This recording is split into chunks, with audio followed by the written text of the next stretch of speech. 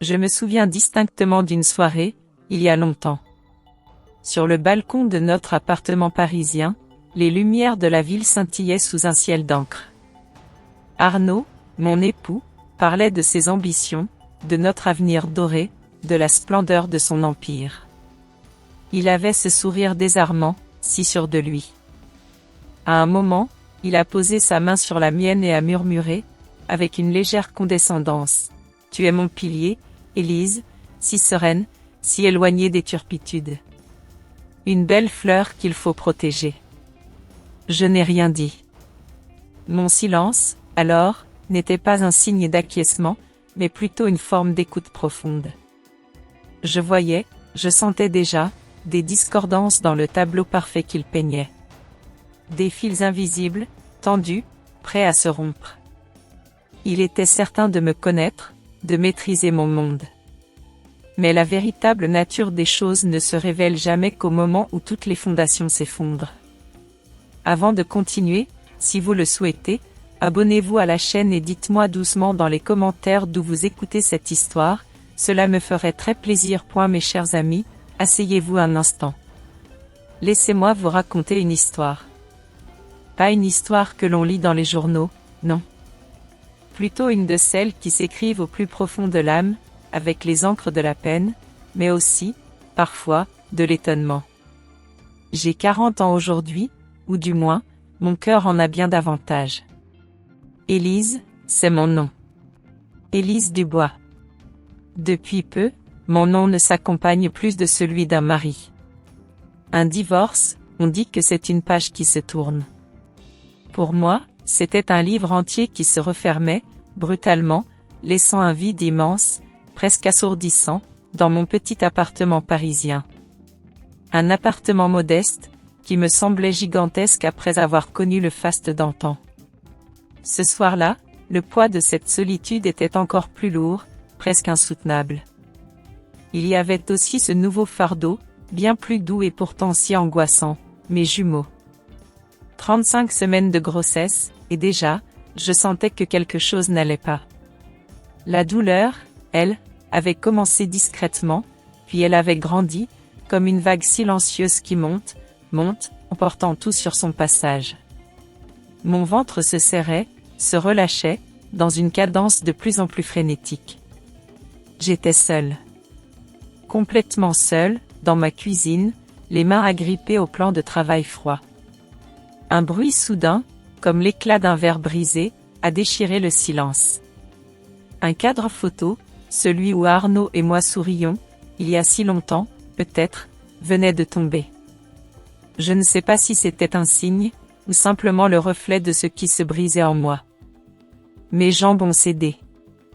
Je me suis écroulée, le souffle court, le monde chancelant autour de moi. La poche des os, elle venait de rompre. 35 semaines. Trop tôt. Trop dangereux. Et surtout, trop seul. Arnaud. Ai-je murmuré, un souffle éteint dans l'air glacé de mon appartement. Je savais qu'il n'était pas là. Il était loin, je l'imaginais, peut-être à des centaines de kilomètres, probablement à moitié ivre de champagne, enlacé à Chloé, dans la suite d'un grand hôtel parisien. Un hôtel de luxe, où la culpabilité, je l'espère, ne l'atteindrait jamais. Mes doigts tremblants ont cherché mon téléphone, encore et encore. Un appel, 2 appels. 5. Tous directement vers sa messagerie. Une nouvelle contraction m'a plié en deux, mon front touchant presque le marbre froid de l'îlot de cuisine. Les lumières de mon modeste salon brillaient derrière moi, douces et dorées, comme une vie parfaite mise en scène pour une couverture de magazine. Mais ce soir-là, je ne faisais pas partie de ce tableau. J'étais juste une femme enceinte, traversée par la douleur et une loyauté que l'on m'avait piétinée, tenant entre mes bras un ventre qui portait 2 vies, 2 petits êtres dépendants entièrement de moi. Il faut bouger, Élise, me suis-je dit, avec une force que je ne me connaissais pas, il faut bouger. Je ne sais plus comment j'ai réussi à me traîner jusqu'au hall de mon immeuble. Le concierge, Monsieur Martin, un homme discret et bienveillant, s'est précipité vers moi en me voyant, le visage livide, les vêtements trempés de sueur. « Madame Dubois, Madame Élise, a-t-il dit, la voix alarmée. Dois-je appeler Monsieur Beaumont? Ma gorge s'est nouée. J'ai juste pu hocher la tête, un petit mouvement négatif. Non, ai-je réussi à articuler. Appelez-moi juste un taxi. Mais le monde autour de moi s'est brouillé, le sol de marbre du hall penchait comme un navire en perdition. Mes genoux ont lâché.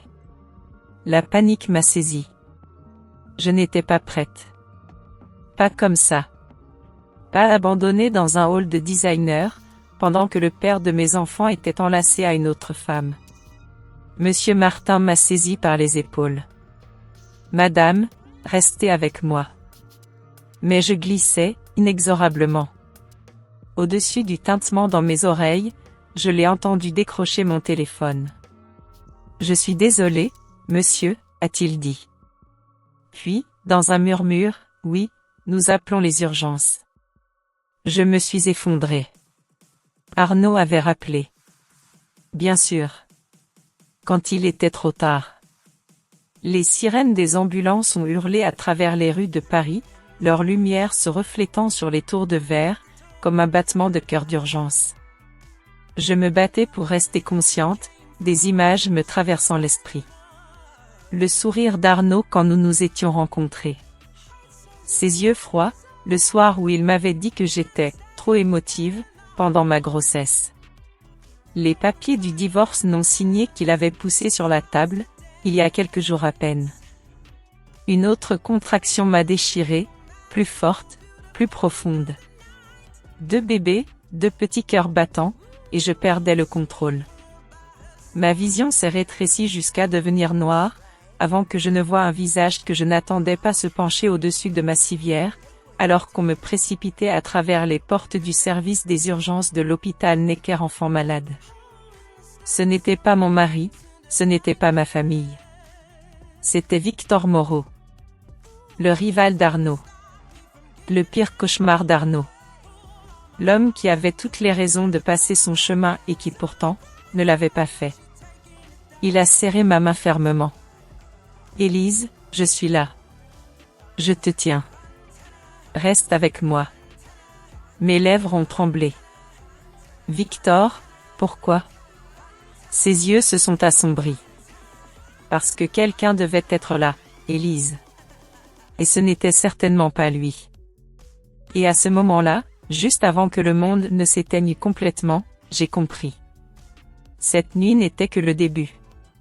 Quelque chose de bien plus grand, de bien plus sombre, était sur le point d'éclater. Mon histoire, avant que les portes de l'ambulance ne se referment, avant les caméras et les gros titres, avant que Victor Moreau ne fasse irruption dans ma vie, c'était celle d'une femme, Élise Dubois, qui croyait avoir le mariage parfait. Mais la perfection, j'allais la prendre, peut-être la plus dangereuse des illusions. Comment en étais-je arrivé là? Comment mon histoire d'amour s'était-elle transformée en ce tableau surréaliste, où mon enfant reposait dans les bras de celle qui avait détruit mon monde? Cette question, lancinante comme une déchirure dans mon âme, marque le début de mon récit, de ce long retour en arrière. Ah, ces souvenirs. Ils sont comme de vieilles photographies jaunies, on les regarde avec un sourire doux, mais au fond, on sent déjà poindre une tristesse lancinante. Il y a de cela 3 ans, le monde semblait se déployer devant moi, lumineux et plein de promesses. C'est là que j'ai rencontré Arnaud Beaumont.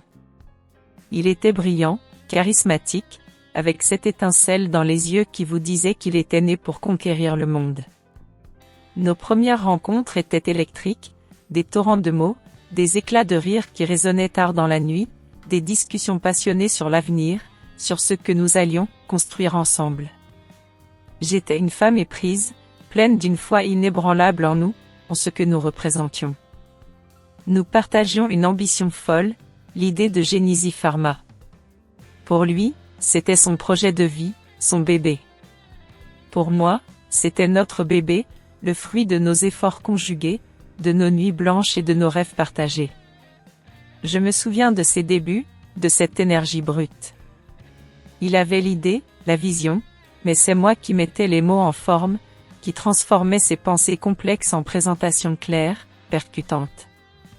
Je passais des heures devant mon ordinateur portable professionnel, à rédiger des argumentaires d'investisseurs, à prendre des notes pendant ces appels interminables, à reformuler ses idées avec une précision que, disait-il, aucun assistant n'aurait pu égaler. J'étais son soutien, sa confidente, sa partenaire de l'ombre. Je le portais, je le croyais, je le vénérais. Et dans mon cœur, je savais que nous construisions quelque chose de légendaire, ensemble. Notre nid, notre château, c'était un magnifique appartement haussmannien à Neuilly-sur-Seine. Ses fenêtres s'ouvraient sur un panorama parisien, un tableau vivant qui changeait au fil des heures. Je me revois encore, Arnaud serrant mon bras autour de ma taille, un matin, une tasse de café blanc assortie dans l'autre main, désignant la ville comme un royaume qu'il comptait conquérir. Nous allons bâtir quelque chose de légendaire, Élise, m'avait-il dit. Toi et moi. Il parlait de Genesis Pharma, de son empire en devenir. Moi, naïve et pleine d'espoir, je pensais qu'il parlait de nous. De notre vie, de notre famille à venir. Cet appartement, ces matins, ces rêves, tout cela était le symbole d'une réussite, mais surtout, pour moi, la preuve d'un amour qui semblait indéfectible. Nos journées étaient rythmées par les succès de Genesis, nos soirées par des dîners que je préparais avec amour, souvent après une journée épuisante à mon travail chez Medicus Diagnostic. J'étais fatiguée, oui, mais si reconnaissante.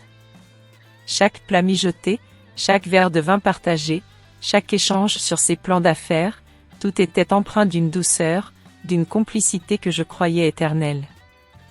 Il y avait ces petits gestes, presque imperceptibles, qui me rassuraient, la façon dont sa main effleurait la mienne sous la table, le léger baiser qu'il déposait sur mon front avant de se plonger dans ses dossiers, ces moments de silence partagés où nos cœurs semblaient battre à l'unisson. C'étaient des instants parfaits, dignes des plus belles histoires, ceux que l'on chérit et dont on se dit qu'ils ne finiront jamais. Je les conservais précieusement, comme des trésors cachés au fond de mon âme. Mais au milieu de cette perfection apparente, une petite fissure, presque invisible à l'œil nu, était déjà apparue.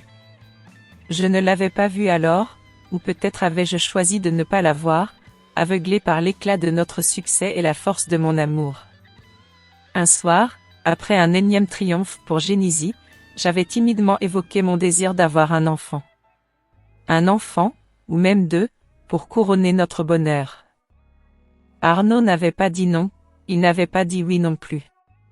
Il avait juste souri, d'un sourire que je trouvais alors charmant, et avait répondu, « Attendons un peu, Élise, jusqu'à ce que l'entreprise grandisse vraiment. » J'avais accepté, sans poser de questions. Après tout, nous bâtissions un empire, n'est-ce pas? Chaque chose en son temps. Je croyais que c'était une étape logique, une partie de notre grand plan. Je ne savais pas alors que cette phrase, si anodine en apparence, était le premier grain de sable, la première ombre portée sur le tableau idyllique que j'avais si méticuleusement peint. Je ne savais pas que c'était le début d'une froideur qui allait s'insinuer en moi, lentement, inexorablement. C'était le signe avant-coureur d'une toute autre réalité. Le temps passe, il ne s'arrête jamais, même pour les histoires d'amour les plus belles. L'euphorie des débuts s'est doucement estompée, laissant place à une routine que je pensais sereine. Mais au fil des mois, une inquiétude grandissante s'est installée en moi. Arnaud, mon Arnaud, celui qui m'avait promis un empire, semblait s'éloigner. Genesis Pharma, oui, devenait un succès retentissant, mais ce succès, je le sentais, nous dévorait. Il passait de plus en plus de temps au bureau, ses soirées se prolongeaient, ses voyages d'affaires se multipliaient. Les excuses, elles, sont devenues de vieilles connaissances. Une réunion du conseil d'administration qui a traîné, un dîner client indispensable, les embouteillages de Paris.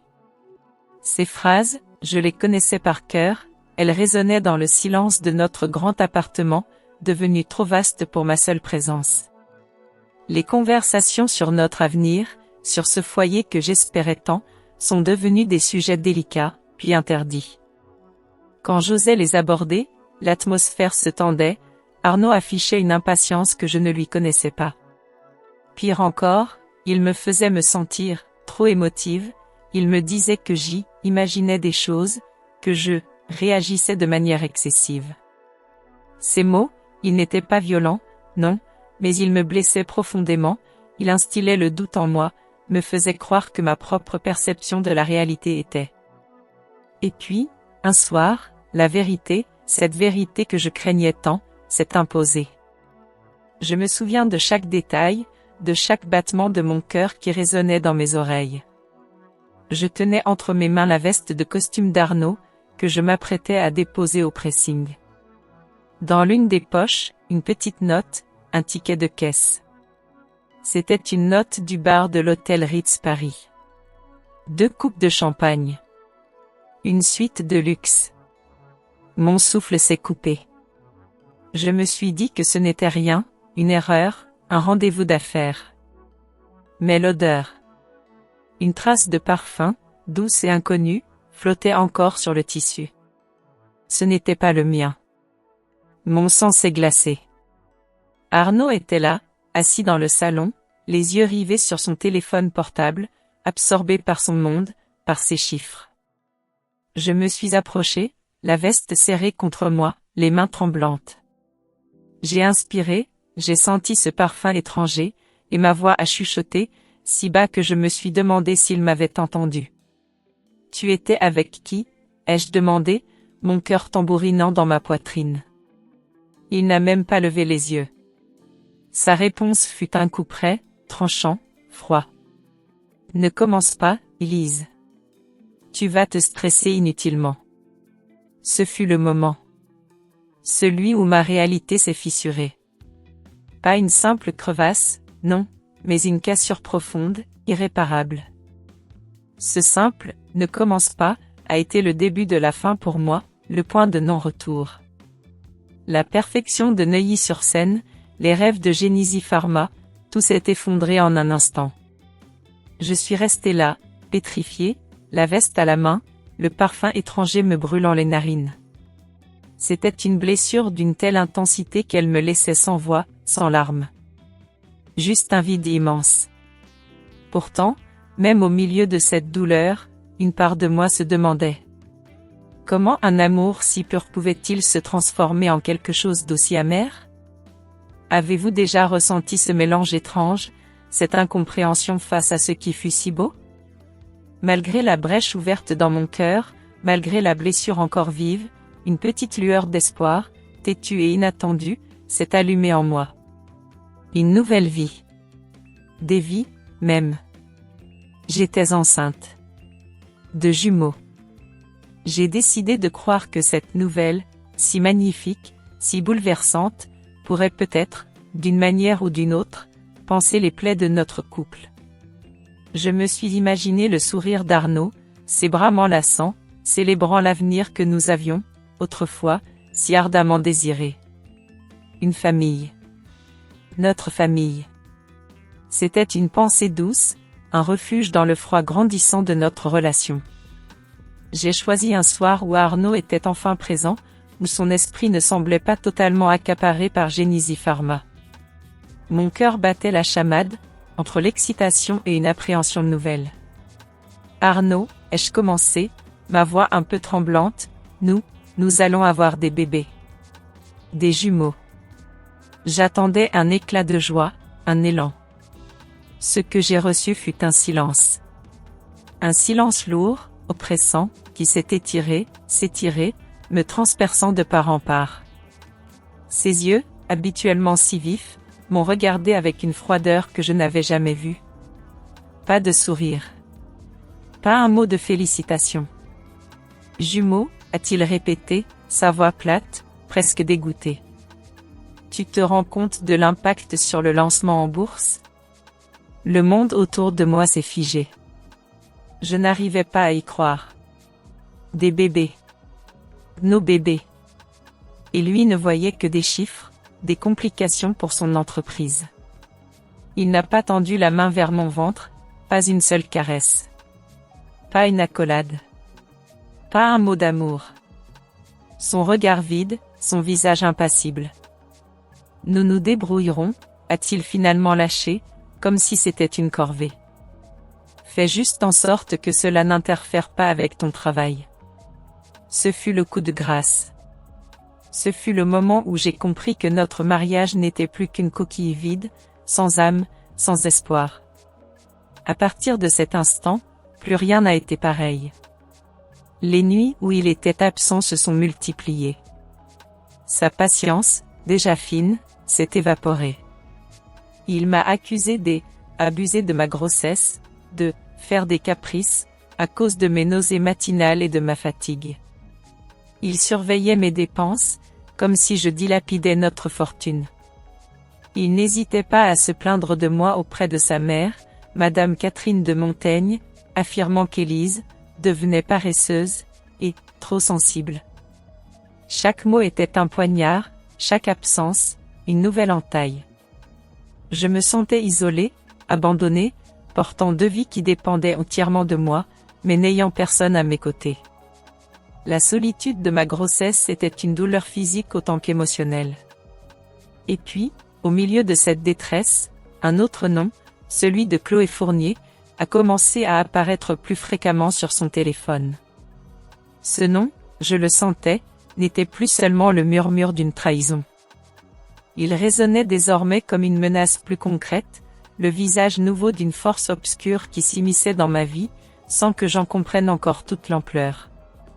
C'était une promesse froide, celle d'une réalité encore plus amère que je n'aurais pu l'imaginer. Au 6e mois de ma grossesse, mon corps me trahissait autant que mon mari.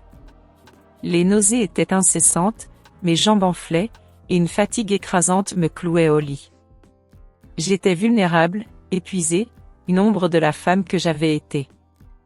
C'est à ce moment-là qu'Arnaud, avec une froideur calculatrice qui me glaçait jusqu'aux os, a posé une pile de documents juridiques sur la table de notre salle à manger. « Signe cela, Élise », m'a-t-il dit, d'une voix neutre. C'est juste pour simplifier nos finances avant le lancement en bourse. Mon regard s'est posé sur le titre, « Accord prénuptial révisé ». Mon sang n'a fait qu'un tour. Ce n'était pas une simple formalité financière. Ce document, je l'ai lu avec une angoisse grandissante, visait à me retirer toute propriété, toute part, toute reconnaissance dans Genesis Pharma. La compagnie que j'avais contribué à bâtir, dont j'avais réécrit les présentations des centaines de fois, dont j'avais noté chaque détail des appels avec les investisseurs. « Tu me prends tout ?» ai-je chuchoté, ma voix étranglée par l'incrédulité. Il a haussé les épaules, sans un regard, sans la moindre once de remords. « Tu ne l'as pas vraiment mérité, Élise. » À cet instant précis, mon cœur ne s'est pas brisé davantage. Il s'est figé, comme une pierre froide. La douleur était trop profonde pour des larmes. Mais ma volonté, elle, n'était pas morte. Au contraire, elle s'est éveillée, farouche. Je n'ai pas signé. Non. J'ai refusé. C'était un acte de résistance, un petit geste, mais pour moi, il était immense. C'était le premier pas vers la protection de ma dignité, de mon avenir, et surtout, de celui de mes enfants. Je ne savais pas encore comment, ni avec quelle force, mais je savais que je ne me laisserais pas faire. Ce fut aussi à ce moment-là que j'ai réalisé l'ampleur de la manipulation autour de moi. Chloé Fournier n'était plus seulement l'ombre d'une maîtresse, une femme qui avait partagé quelques nuits avec mon mari. Je sentais, au-delà de la jalousie, qu'elle était un outil, un levier dans le jeu impitoyable d'Arnaud. Elle faisait partie de ses calculs, de ses stratégies pour arriver à ses fins, quelles qu'elles soient. Elle était une pièce sur l'échiquier, et je commençais à entrevoir que l'échiquier était bien plus grand, et bien plus sombre, que je ne l'avais imaginé. Une intuition, froide et désagréable, a commencé à germer en moi. Arnaud n'agissait pas seul. Ses manœuvres, ses justifications, la rapidité avec laquelle il avait pu préparer ses documents juridiques, tout cela sentait la complicité. Il y avait des forces invisibles à l'œuvre, des appuis discrets, des stratèges de l'ombre qui le conseillaient, le soutenaient. Je n'avais aucune preuve tangible, rien de concret à montrer. Mais ce sentiment, cette certitude intérieure, était tenace. Quelqu'un d'autre tirait les ficelles, quelqu'un qui profitait de la situation, quelqu'un qui avait tout intérêt à me voir écarté, et Arnaud s'élever. Une menace plus grande, plus insidieuse, planait sur ma tête et sur l'avenir de mes enfants, sans que j'en connaisse encore le visage exact. C'était une sensation oppressante, comme une toile d'araignée invisible qui se tissait autour de moi. Ce qui a suivi l'accouchement n'a pas été le repos que j'espérais, mais une plongée dans une tourmente encore plus profonde. La tempête judiciaire s'est levée, violente et implacable, bien avant que j'aie pu pleinement réaliser que mes enfants étaient nés. J'étais encore à l'hôpital, mon corps endolori, mon esprit confus, quand j'ai dû faire face à la première offensive. Maître Laurent Mercier, l'avocat d'Arnaud, un homme au regard froid et à la prestance redoutable, est apparu. Il n'était pas seul. Une représentante du service d'aide sociale à l'enfance, l'ASE, l'accompagnait. Arnaud avait déjà fait son travail, tissé sa toile. Il les avait informés de ma situation, de mon état de faiblesse après l'accouchement. C'était une attaque directe, visant à me décrédibiliser, à m'arracher mes bébés avant même que je puisse les tenir dans mes bras. Je me sentais accablé, vulnérable. Mon instinct de mère se débattait contre cette complexité juridique que je ne comprenais pas. Mais au fond de moi, une colère froide commençait à grandir. Une colère pour mes enfants, pour cette injustice que je subissais. Alors que j'étais submergé par les documents, les questions insidieuses, une figure inattendue est apparue. Maître Sophie Delacroix. Une femme à l'allure élégante, au regard vif, émanant une autorité tranquille. Elle était là pour moi, m'a-t-elle expliqué. C'était Victor Moreau qui l'avait contacté, qui l'avait dépêché auprès de moi. Un avocat spécialisé dans le droit médical et la conformité, me disait-on.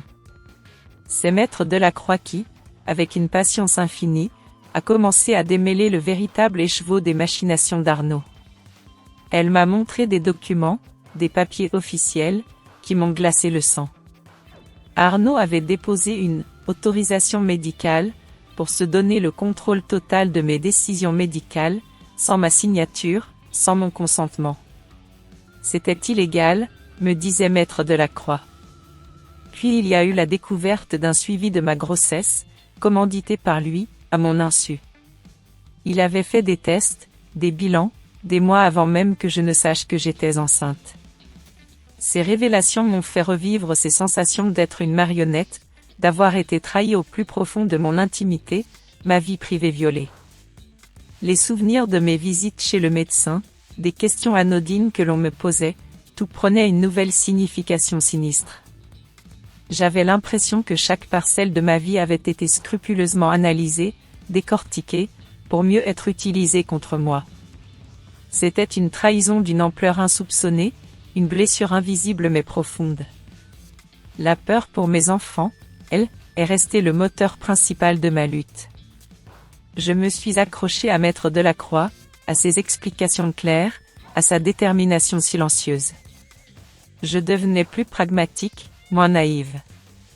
Je savais que je devais apprendre à naviguer dans ce monde impitoyable de la justice, pour eux. Puis, comme un coup de théâtre, une autre figure inattendue est entrée en scène. Chloé Fournier. L'ancienne maîtresse d'Arnaud. Elle m'a contacté par l'intermédiaire de Maître Delacroix, m'a-t-on dit, elle souhaitait me parler. J'ai hésité, bien sûr. Les souvenirs de cette odeur de parfum étranger, du ticket de l'hôtel Ritz Paris, tout cela était encore vif. Mais Maître Delacroix m'a conseillé de l'écouter. Pour le bien de mes enfants. Chloé est venue me voir, à l'hôpital. Son regard, étonnamment, était dépourvu de l'arrogance que je lui avais imaginée. Elle était nerveuse, presque vulnérable. Elle m'a parlé. Et ces mots ont commencé à défaire le puzzle de l'empire d'Arnaud. Elle m'a révélé l'étendue des fraudes, des manipulations. Genesis Pharma, cette entreprise que j'avais contribué à construire avec tant de ferveur, n'était pas aussi immaculée que je le croyais. Elle était, selon ses dires, bâtie sur des fondations bien plus sombres, des données médicales volées, des essais cliniques illégaux, des manipulations financières. Chloé avait des preuves, des courriels, des enregistrements de conversations, des relevés de transferts bancaires. Des millions d'euros transitaient dans l'ombre. Elle avait été, elle aussi, une victime de son emprise, une complice forcée de ses manigances. Et puis, elle a prononcé le nom. Le nom qui résonnait dans mes pressentiments. Madame Catherine de Montaigne. La mère d'Arnaud. Chloé a confirmé ce que je sentais confusément. Madame de Montaigne n'était pas seulement une mère aveuglée par l'amour de son fils. Elle était bien plus. Elle, associée silencieuse, le cerveau derrière certaines opérations, la source de financement de ses agissements frauduleux. Elle avait payé les avocats véreux, les médecins complices, les manipulations de dossiers. Je me suis souvenu de ses regards condescendants, de ses remarques méprisantes sur mes origines, de sa conviction inébranlable que son fils était au-dessus de tout. Tout cela prenait un sens nouveau et effrayant. La toile d'araignée que j'avais pressentie, elle avait désormais un visage, et une taille bien plus grande que je ne l'aurais jamais imaginé. Au milieu de cette tempête judiciaire, alors que les révélations sur Arnaud et sa mère s'accumulaient, une autre menace, bien plus directe et déchirante, planait sur ma tête. Mon petit garçon, mon bébé, celui qui s'était montré si combatif, luttait encore. Son état pulmonaire, m'a-t-on expliqué, était grave. Ses poumons, si petits, si fragiles, n'étaient pas assez développés. Le médecin, une femme au regard doux mais ferme, m'a parlé d'une intervention. Une procédure risquée, une chirurgie délicate pour tenter de réparer ce qui pouvait l'être. Elle pourrait le sauver, oui, ou elle pourrait, et ces mots résonnaient comme une sentence, provoquer un effondrement. Mon cœur s'est serré à l'idée. Une décision. Une décision de vie ou de mort pour mon enfant, alors que j'étais à peine capable de respirer moi-même. La peur. Oh, cette peur glaciale qui vous saisit et vous tord les entrailles. Elle était si intense que mes propres douleurs physiques semblaient s'effacer. Je regardais mon bébé, si minuscule, si vulnérable sous tous ses tubes et ses fils. Il se battait, je le voyais. Ses petits doigts s'étaient serrés autour de celui de Victor, là, dans l'unité de néonatologie. Ce souvenir, étrange et puissant, m'est revenu avec une clarté fulgurante. Bébé avait réagi à Victor, à ce simple contact. Ce n'était pas un signe, peut-être, mais pour moi, c'était une encre. J'ai lutté, intérieurement, entre la peur de l'aggraver et l'espoir de lui donner une vraie chance. Mon cœur de mère, malgré l'épuisement qui me rongeait, a pris le dessus. Il fallait tenter. Il fallait lui offrir cette chance, aussi infime soit-elle. J'ai regardé le médecin, ma voix un murmure à peine audible. Faites la procédure, ai-je dit. Donnez-lui une chance. J'ai senti les larmes couler sur mes joues, brûlantes. Je me suis penché au-dessus de son incubateur, et j'ai murmuré, d'une voix que j'espérais pleine d'amour, « Maman est là, bats-toi, mon amour. Je suis là pour toi. » C'était une promesse, un serment silencieux que je lui faisais, au-delà de la confusion et de la douleur. Pendant tout ce temps, Victor était là. Il ne m'avait pas quitté. Il n'était pas mon avocat dans cette bataille-là, non. Il était simplement là, un pilier solide et inébranlable dans mon chaos. Il a posé sa main sur la mienne, sa chaleur était un baume. Quel que soit ton choix, Élise, je suis là, m'avait-il dit, sa voix grave mais douce. Je serai avec toi à chaque seconde. Ces mots, leur sincérité, étaient un réconfort immense. Une présence. Une encre. Les minutes qui ont suivi ont été interminables. Des heures, des siècles, je ne sais plus. J'étais assise sur un banc froid, à l'extérieur du bloc opératoire, le regard rivé sur la porte fermée, priant silencieusement. J'imaginais les mains des chirurgiens, si délicates, travaillant sur le corps si minuscule de mon fils. Je me suis souvenu de l'accouchement, de ces premiers instants où je n'avais pas pu le serrer contre moi, où il avait été emporté si vite, trop fragile. Un sentiment de culpabilité m'a étreinte. Et si je n'avais pas été assez forte? Et si mon corps l'avait trahi? Victor, il était là, à mes côtés, immobile, silencieux, mais sa présence était une forteresse. Enfin, la porte s'est ouverte. Une infirmière est sortie, son visage marqué par la concentration, mais avec une lueur d'espoir. La chirurgie s'est bien passée, a-t-elle annoncé, sa voix fatiguée. Il a été fragile, mais l'intervention est un succès. Son état reste critique, mais stable. Élise a lâché un soupir qui venait du fond de l'âme, une libération. Des larmes de soulagement ont coulé, salées, chaudes. Est-ce que je peux le voir, ai-je demandé. L'infirmière a hoché la tête. Il est intubé, madame. Il sera très fragile. Je n'ai pas eu besoin d'en entendre plus. Je voulais juste le voir. On m'a conduite jusqu'à lui. Le voir intubé, si petit, si dépendant de toutes ces machines, a été un choc, une image gravée dans ma mémoire. C'était douloureux, oui. Mais il était là. Il était vivant. Victor s'est approché, posant une main légère sur mon épaule. Tu as fait le bon choix, Élise, m'a-t-il dit. Tu lui as donné une chance. Il est fort. Ces mots, une fois de plus, étaient une caresse pour mon cœur à vif. Une connexion silencieuse, faite de respect et de confiance, s'établissait, doucement, entre nous. Une connexion différente de tout ce que j'avais connu auparavant, une douceur inattendue dans la brutalité des événements. Et si vous êtes encore là, à écouter mon histoire, à partager ces fragments de ma vie, je me demande. Êtes-vous aussi sur le chemin de la compréhension? Si vous entendez toujours ma voix, s'il vous plaît, laissez un commentaire avec le chiffre 1, juste en dessous. Cela m'aiderait à savoir que je ne suis pas seul, que quelqu'un m'accompagne. Votre présence est un réconfort inestimable pour moi, pour pouvoir continuer à dérouler le fil de ce récit. Alors que la vie de mon petit bé s'accrochait à un fil, la tempête juridique qui m'entourait ne montrait aucun signe d'apaisement, bien au contraire.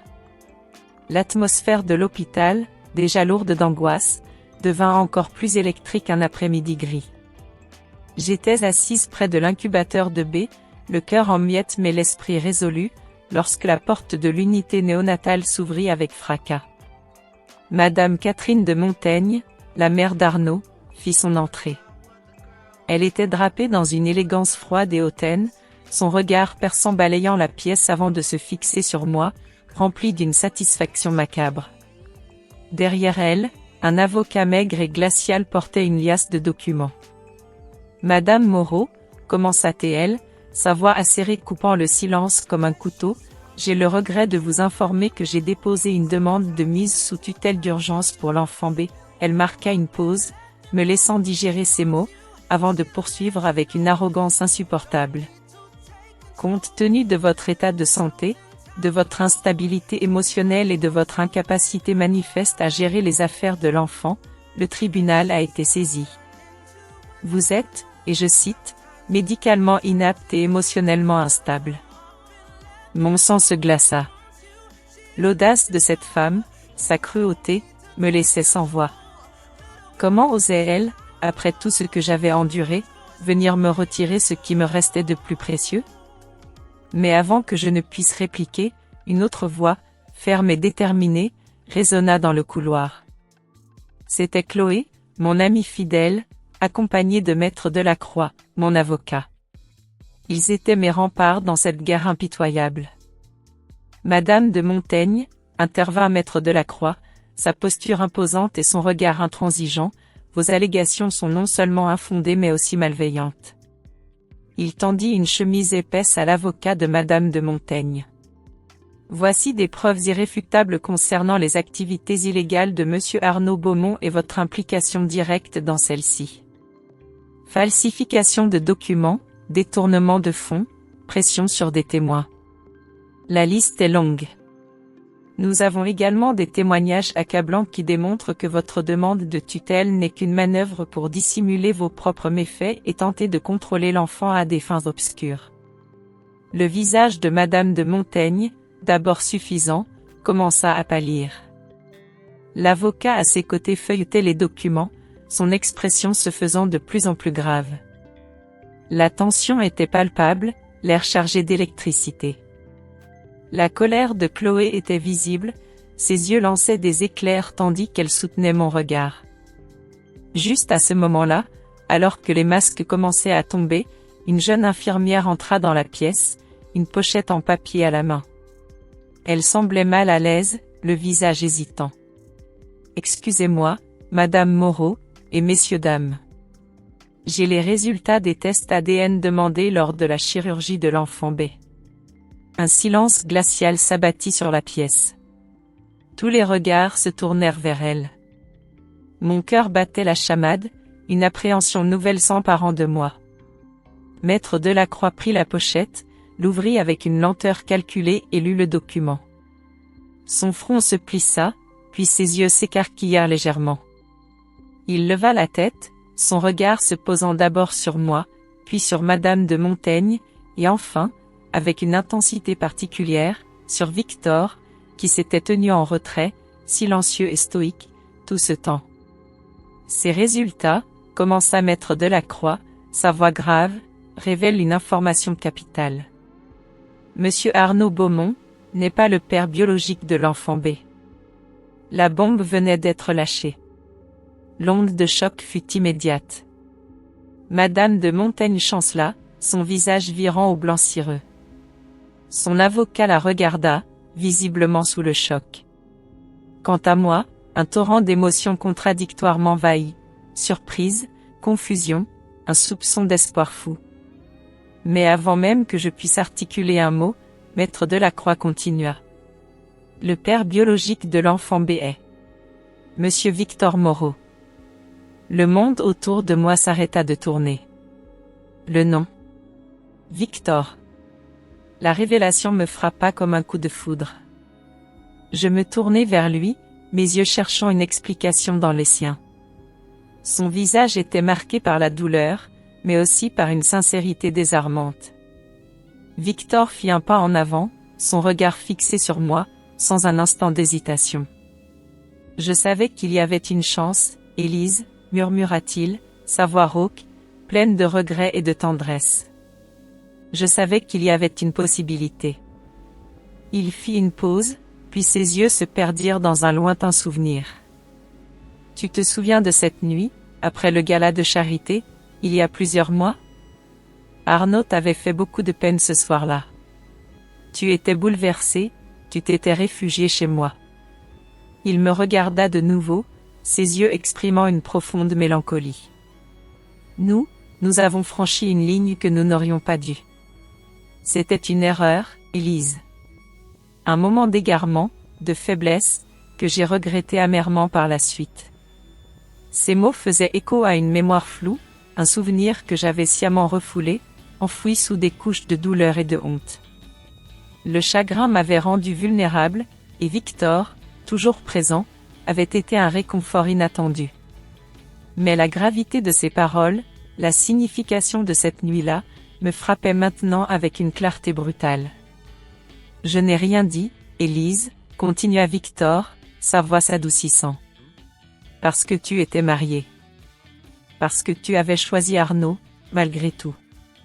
Et je ne voulais pas devenir un fardeau de plus dans ta vie. Je voulais te protéger, à ma manière.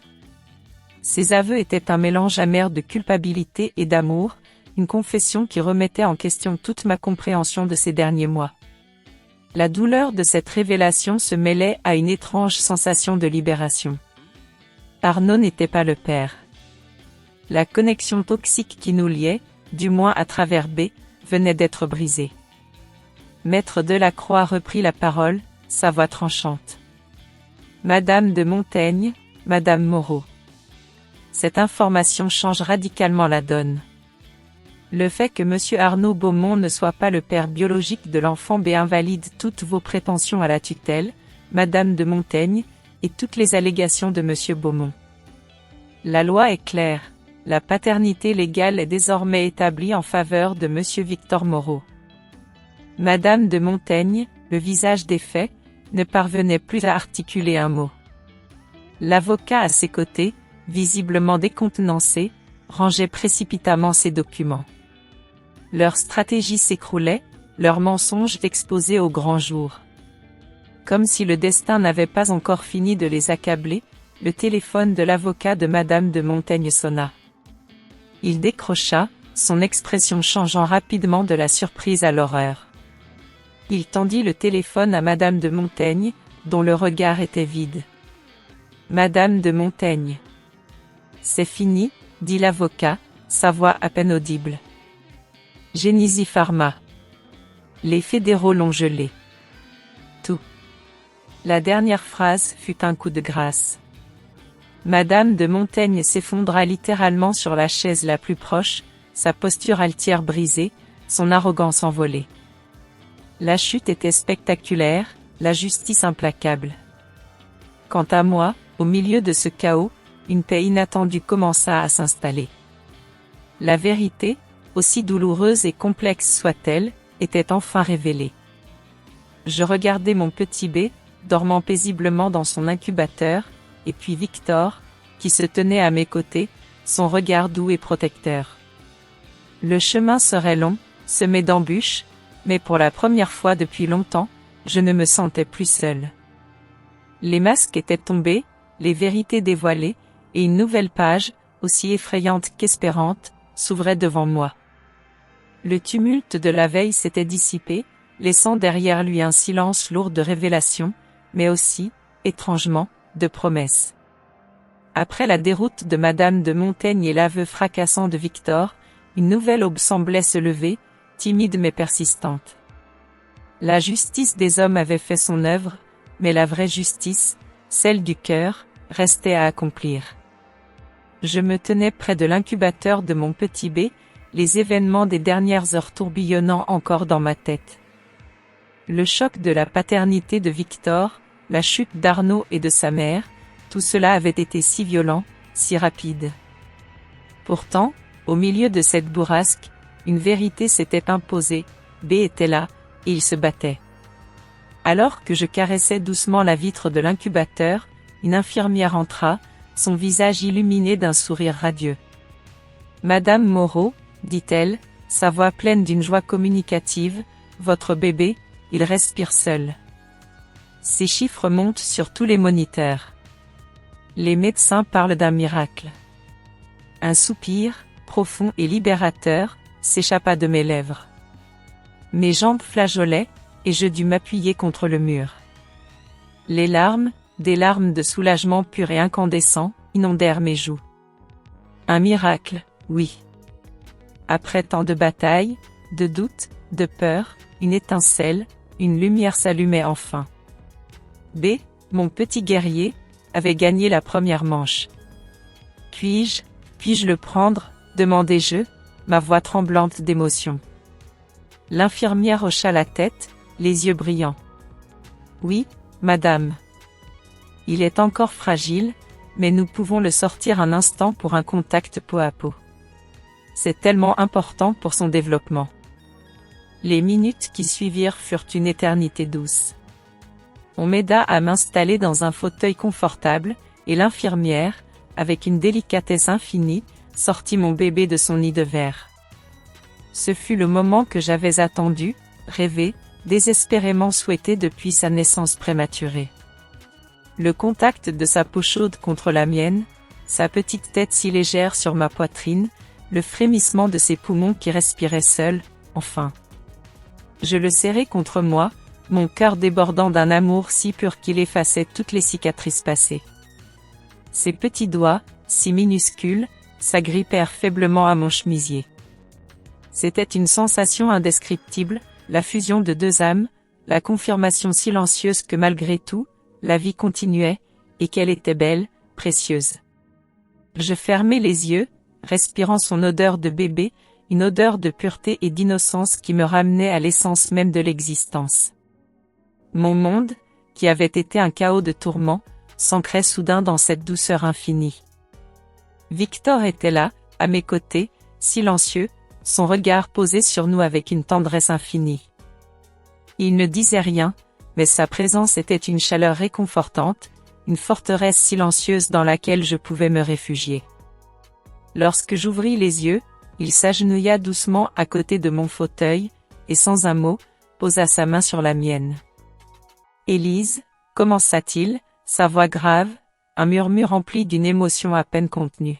« Je suis tombé amoureux de toi bien avant cette nuit, bien avant tout ça. » Son pouce caressait le dos de ma main, un geste doux qui envoyait des frissons le long de mon bras. Et quand j'ai réalisé que le bébé pouvait être le mien, je n'ai pas pensé à le revendiquer. Je voulais juste qu'il vive. Que tu vives. Que vous soyez tous les deux en sécurité. Ces mots, simples et si profonds, touchèrent mon âme au plus profond. Ils n'étaient pas dictés par l'obligation, ni par la possession, mais par un amour inconditionnel, une préoccupation authentique pour mon bien-être et celui de notre enfant. Ma main trembla légèrement, et je serrai la sienne en retour. L'onde de choc de la vérité sur la paternité avait été violente, mais maintenant, elle se transformait en une source inattendue de réconfort et de force. J'avais toujours fui cette part de mon passé avec Victor, cette nuit de faiblesse que j'avais reléguée au rang des erreurs à oublier. Mais en le regardant, en l'entendant parler avec une telle sincérité, je réalisais que cette erreur avait donné naissance à B, à cette petite vie qui respirait enfin contre moi. Et elle avait aussi révélé la profondeur des sentiments de Victor. Ce n'était pas une faiblesse. C'était une part de mon histoire, une partie de nous. Le sentiment que le monde s'était écroulé, s'éloignait peu à peu, remplacé par une sensation nouvelle, une ancre solide qui s'installait en moi. Mes enfants, même s'ils n'avaient pas le même père, auraient quelqu'un pour les aimer, pour les protéger. Et ce quelqu'un était Victor. Un homme dont la loyauté, la force tranquille et l'amour s'étaient manifestés de la manière la plus inattendue et la plus belle qui soit. Je levai les yeux vers lui, mes larmes toujours présentes mais désormais mêlées à un sourire fragile. « Merci, Victor » murmura-je, les mots se perdant dans le silence de la pièce. Ce « merci » englobait tout, son soutien, sa patience, son amour pour moi et pour nos enfants. Il me rendit mon sourire, un sourire doux et apaisant, qui éclaira son visage. Dans ses yeux, je vis non pas de la pitié, mais une compréhension profonde, une acceptation totale de mon passé et une promesse silencieuse pour notre avenir. Ce n'était pas un amour flamboyant, passionné dans le tumulte, mais quelque chose de plus profond, de plus enraciné, construit sur les ruines de mon ancienne vie. J'avais toujours été forte, mais souvent seule dans ma force. Avec Victor, je sentais que je n'avais plus à l'être. Je pouvais enfin me laisser aller, accepter cette main tendue, cette épaule sur laquelle me reposer.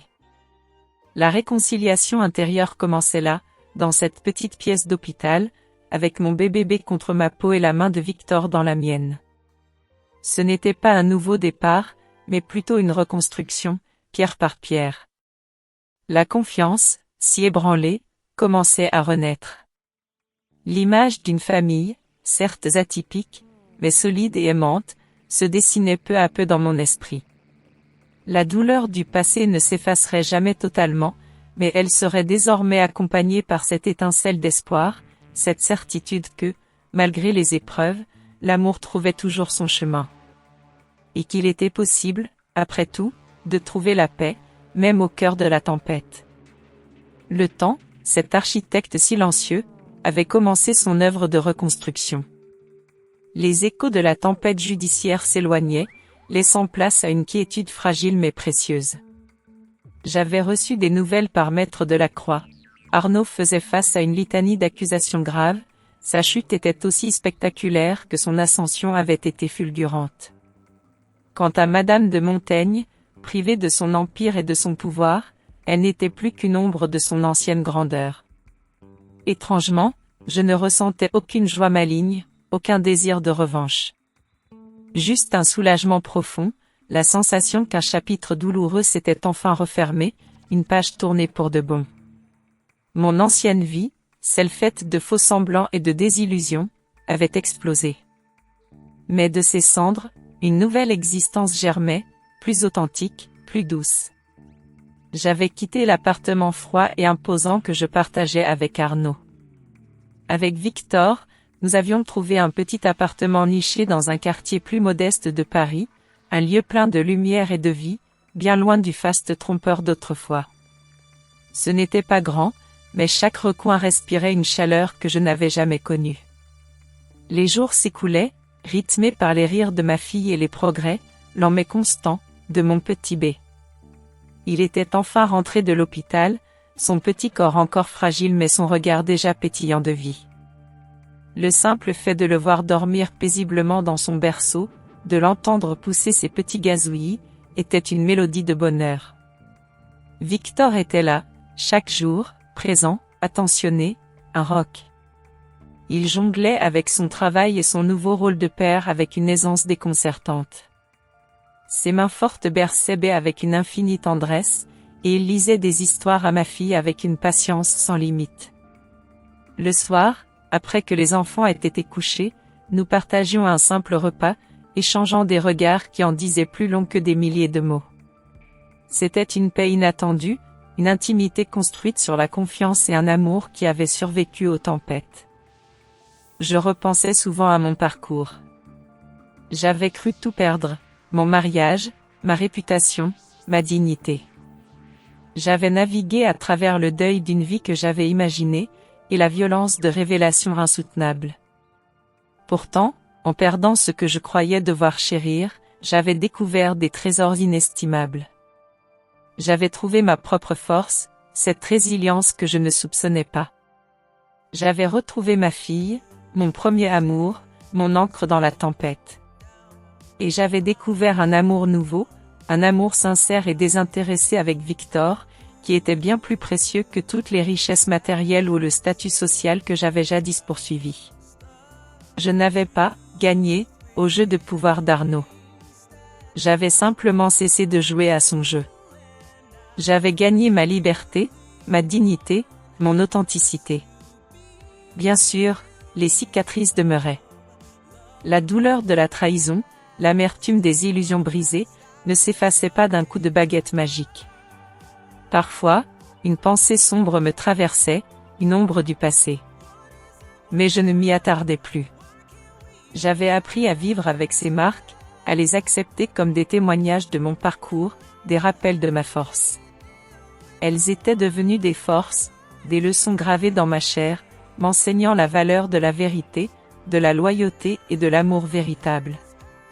Je n'aspirais plus à une perfection illusoire, à une image d'épouse ou de femme que la société attendait de moi. J'embrassais ma réalité, avec ses imperfections et ses merveilles. Un soir, alors que la lune se levait sur les toits de Paris et que mes enfants dormaient paisiblement, je me tenais sur notre petit balcon, une tasse de thé chaud entre les mains. Victor, silencieux, vint me rejoindre, posant une main légère sur mon épaule. Le vent frais caressait mon visage. Je regardais la ville lumière s'étendre devant moi, un tapis scintillant de vie entrelacée. C'est étrange, dis-je doucement, ma voix à peine un murmure.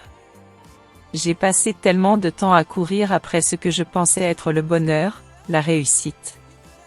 Je fis une pause, un sourire mélancolique sur les lèvres. Et tout ce temps, la vraie richesse était juste là. Dans le rire d'un enfant. Dans la main tendue d'un ami. Dans le silence partagé avec la personne qu'on aime. Victor serra légèrement mon épaule. On apprend tous à notre rythme, Élise, répondit-il, sa voix douce et rassurante. L'important, c'est qu'aujourd'hui, tu saches ce qui compte vraiment. Je hochai la tête. Oui, je savais. La richesse de l'être ne se mesurait pas à ce que l'on possédait, mais à ce que l'on était, à ce que l'on donnait, à ce que l'on recevait au plus profond de son cœur.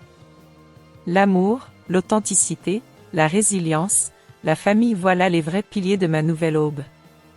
Le chemin devant moi était incertain, comme toute vie, mais pour la première fois, je l'envisageais avec un cœur apaisé et une confiance renouvelée. J'étais Élise, et ma richesse était celle de mon être. La vie avait repris ses droits, plus belle, plus vraie, plus intense que jamais. Le temps, cet architecte silencieux, avait commencé son œuvre de reconstruction. Les échos de la tempête judiciaire s'éloignaient, laissant place à une quiétude fragile mais précieuse. J'avais reçu des nouvelles par Maître Delacroix. Arnaud faisait face à une litanie d'accusations graves, sa chute était aussi spectaculaire que son ascension avait été fulgurante. Quant à Madame de Montaigne, privée de son empire et de son pouvoir, elle n'était plus qu'une ombre de son ancienne grandeur. Étrangement, je ne ressentais aucune joie maligne, aucun désir de revanche. Juste un soulagement profond, la sensation qu'un chapitre douloureux s'était enfin refermé, une page tournée pour de bon. Mon ancienne vie, celle faite de faux semblants et de désillusions, avait explosé. Mais de ces cendres, une nouvelle existence germait, plus authentique, plus douce. J'avais quitté l'appartement froid et imposant que je partageais avec Arnaud. Avec Victor, nous avions trouvé un petit appartement niché dans un quartier plus modeste de Paris, un lieu plein de lumière et de vie, bien loin du faste trompeur d'autrefois. Ce n'était pas grand, mais chaque recoin respirait une chaleur que je n'avais jamais connue. Les jours s'écoulaient, rythmés par les rires de ma fille et les progrès, lents mais constants, de mon petit B. Il était enfin rentré de l'hôpital, son petit corps encore fragile mais son regard déjà pétillant de vie. Le simple fait de le voir dormir paisiblement dans son berceau, de l'entendre pousser ses petits gazouillis, était une mélodie de bonheur. Victor était là, chaque jour, présent, attentionné, un roc. Il jonglait avec son travail et son nouveau rôle de père avec une aisance déconcertante. Ses mains fortes berçaient B avec une infinie tendresse, et il lisait des histoires à ma fille avec une patience sans limite. Le soir, après que les enfants aient été couchés, nous partagions un simple repas, échangeant des regards qui en disaient plus long que des milliers de mots. C'était une paix inattendue, une intimité construite sur la confiance et un amour qui avait survécu aux tempêtes. Je repensais souvent à mon parcours. J'avais cru tout perdre, mon mariage, ma réputation, ma dignité. J'avais navigué à travers le deuil d'une vie que j'avais imaginée, et la violence de révélations insoutenables. Pourtant, en perdant ce que je croyais devoir chérir, j'avais découvert des trésors inestimables. J'avais trouvé ma propre force, cette résilience que je ne soupçonnais pas. J'avais retrouvé ma fille, mon premier amour, mon ancre dans la tempête. Et j'avais découvert un amour nouveau, un amour sincère et désintéressé avec Victor, qui était bien plus précieux que toutes les richesses matérielles ou le statut social que j'avais jadis poursuivi. Je n'avais pas gagné au jeu de pouvoir d'Arnaud. J'avais simplement cessé de jouer à son jeu. J'avais gagné ma liberté, ma dignité, mon authenticité. Bien sûr, les cicatrices demeuraient. La douleur de la trahison, l'amertume des illusions brisées, ne s'effaçait pas d'un coup de baguette magique. Parfois, une pensée sombre me traversait, une ombre du passé. Mais je ne m'y attardais plus. J'avais appris à vivre avec ces marques, à les accepter comme des témoignages de mon parcours, des rappels de ma force. Elles étaient devenues des forces, des leçons gravées dans ma chair, m'enseignant la valeur de la vérité, de la loyauté et de l'amour véritable. Je n'aspirais plus à une perfection illusoire, à une image d'épouse ou de femme que la société attendait de moi. J'embrassais ma réalité, avec ses imperfections et ses merveilles. Un soir, alors que la lune se levait sur les toits de Paris et que mes enfants dormaient paisiblement, je me tenais sur notre petit balcon, une tasse de thé chaud entre les mains. Victor, silencieux, vint me rejoindre, posant une main légère sur mon épaule. Le vent frais caressait mon visage. Je regardais la ville lumière s'étendre devant moi, un tapis scintillant de vie entrelacée.